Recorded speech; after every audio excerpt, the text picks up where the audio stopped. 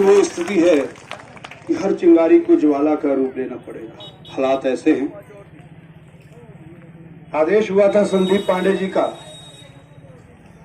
कि यहाँ आना जरूर है, परिस्थितियां अनुकूल नहीं थी, लेकिन संदीप जी जैसा व्यक्तित्व जिनका चिंतन समाज के प्रति रहता है, तो मुझे लगा कि जरूर जाना चाहिए।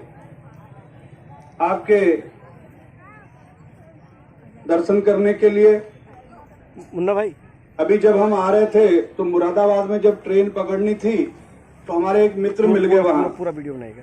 बोले कहाँ जा रहे हो? तो मैंने बताया वहां जा रहे हैं कि ऐसा ऐसा जमीनें और घर जो हैं वो सरकार के निशाने पर हैं, तो हम वहां जा रहे हैं। तो वो बोले भी आप क्या करोगे वहां जाकर के, आपका क्या काम है वहां? तो मैंने कहा हमारा काम उतना ही है जितना हम गांव वाले लोगों का काम होता है। जब गांव में किसी के साथ भी दुर्घटना हो जाती है, परेशानी होती है, उसका इलाज तो डॉक्टर ही करता है, लेकिन हम सब लोग उसके घर में जाते हैं ना, जाते हैं पता लेने, ये एहसास करवाने जाते हैं कि हम आपके हैं, ये हमारे परिवार का विषय है। इस परिवार पर जब भी कोई कष्ट आएगा हम जिस लायक के साथ में खड़े हैं, ये बताने जा रहे हैं। मैंने उसे कहा, तो मैं बता देना चाहता हूं, हम ये बताने आए हैं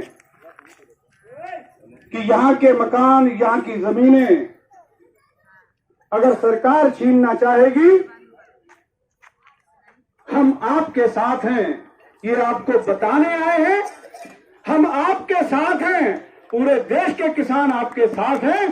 सरकार को चेताने आए हैं, सरकार ये समझ ले, ये बताने आए। मैं तो सुनता था संदीप जी, उत्तर प्रदेश की समस्याओं को लेकर के कि साहब वहां बहुत आवारा पशु हैं, किसानों की फसलें बर्बाद कर देते हैं, बहुत फसलें बर्बाद हो रही हैं।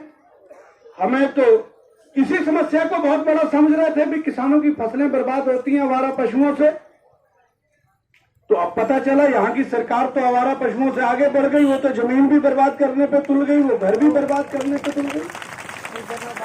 अभी जानवर तो बुद्धिहीन है, ये सरकार उससे भी ज्यादा बुद्धिहीन हो गई, जानवरों से भी ज्यादा आगे बढ़ गई। इसके लिए कुछ करना पड़ेगा भाई, इसके लिए हम सबकी एकजुटता महत्वपूर्ण है। बड़ी विडंबना है जो आपसे बनाता हिंदुस्तान, कौन बनाता हिंदुस्तान।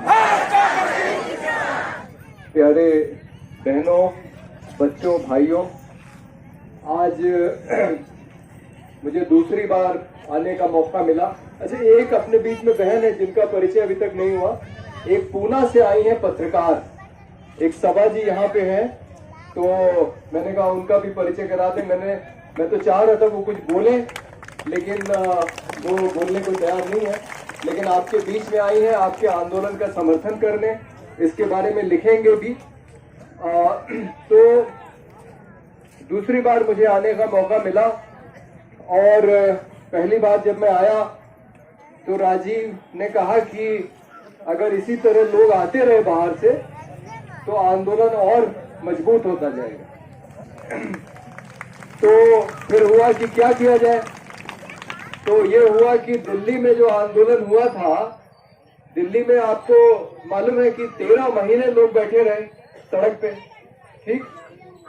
और वो आंदोलन जो दिल्ली का था, जिसके बारे में वीरेंद्र जी ने बताया कि नरेंद्र मोदी को, अच्छा, आज तक नरेंद्र मोदी सिर्फ एक ही बार पीछे हटा है और किसी मामले में पीछे नहीं हटा, किसानों के मामले में पीछे हटा है। और वो किसकी ताकत थी जिसकी वजह से उसे पीछे हटना पड़ा, बताइए?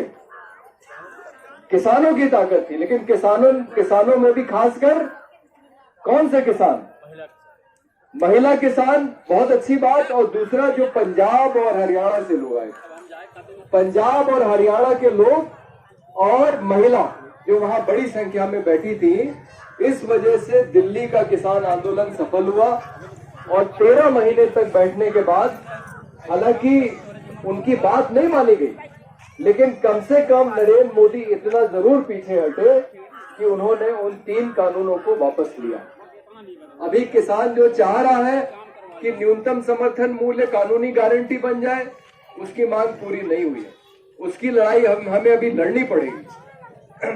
तो मैंने राजीव को कहा कि भाई उस आंदोलन से लोगों को बुलाना पड़ेगा, तभी ये आंदोलन सफल होगा, और उसमें भी खास करके हमारे सरदार नेताओं को। देखिए, ये एक ऐसी कौम है जिसने, जब मैं गया वहां सिंघू बॉर्डर पे, तो सिंघू बॉर्डर पे आपको मालूम है कि वो पंजाब के सब किसान वहां बैठे हुए थे, और सबसे आगे वहां वो निहंग लोग। और हमारे बीच में जगतार सिंह बाजवा जी हैं, हमारे बीच में संयुक्त किसान मोर्चा के साथी राजेश आजाद हैं, राजेश जी हैं, वीरेंद्र भाई हैं, राजेंद्र यादव जी हैं, विनोद भाई हैं। हम लोग इस बात को लेकर सोचे, जो किसान आंदोलन जो चल रहा था उस समय भी यही बात कही जा रही थी कि सरकार मानेगी नहीं।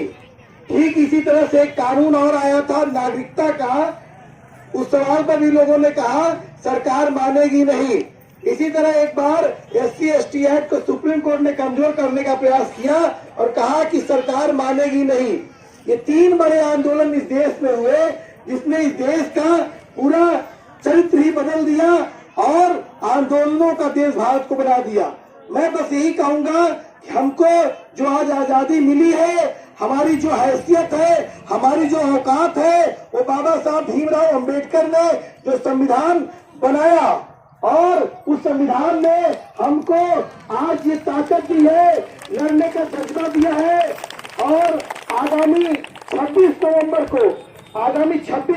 को संयुक्त किसान मोर्चा का फिर से, क्योंकि 26 नवंबर से इनका आंदोलन शुरू हुआ था, 26 नवंबर को राजभवन का घेराव भी है। मैं यही कहना चाहूंगा कि किसान आंदोलन की जो लड़ाई है, ये लड़ाई को हमको मजबूती से पकड़े रहना चाहिए। हमारे जो तमाम नेता हैं उनसे हमको सीख लेनी चाहिए। मैं इस बात को भी कहूंगा कि जाति, धर्म, क्षेत्र, गांव, वहां तमाम चीजें छोड़ करके, तमाम चीजें त्याग करके सिर्फ एक बात मान लीजिएगा कि आप किसान हैं, मजदूर हैं, जो एक बच्ची घूम रही है, जो एक बच्चा घूम रहा है, आप बस इतना सोचिएगा कि आप इस धरती पर बड़े हुए, पैदा हुए, यही आपके पुरखे मरे। क्या इन बच्चों की आने वाली जो नस्लें हैं, क्या इस धरती पे रह पाएंगी कि नहीं? क्या जो एयरपोर्ट बनेगा, एयरपोर्ट बनने के बाद ये गांव जमुआ हो गया, चिगना हो गया, हसनपुर हो गया, कादीपुर हो गया, गगनपुर चटपट्टी हो गया, पिपरी जोरहा हो गया, जितने भी गांव हैं, ये इतिहास बन जाएंगे। लोग बस याद रखेंगे यही कि यहाँ पर एक गांव हुआ करता था। ये लड़ाई अपने इतिहास को बचाने की लड़ाई है, अपने पुरखों की जमीन बचाने की लड़ाई है। इस लड़ाई को अगर हम हारे तो ये मुल्क हारेगा। इसलिए इस लड़ाई को हमें किसी भी कीमत पे जीतना है। मैं बस यही कहते हुए अपनी बात समाप्त करता हूँ, क्योंकि हमारे नेता राजेश जी हैं और कई साथी अभी बात करने के लिए रखे, और चूंकि आप लोग 12 चैनल समाधान 24 को सब्सक्राइब